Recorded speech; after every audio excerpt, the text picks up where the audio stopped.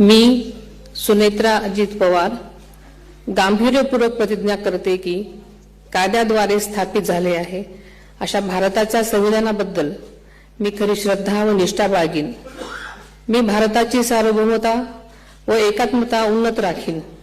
मी महाराष्ट्र राज्याची उपमुख्यमंत्री म्हणून माझी कामे निष्ठापूर्वक व ससद्विवेक बुद्धीने पार पाडेन आणि संविधान व कायदा यानुसार सर्व तऱ्हेच्या लोकांना मी गांभीर्यपणे व निपक्षपातीपणे तसेच कोणाच्याही विषयी ममत्वभाव किंवा आकस न बाळगता न्याय वागणूक देईन।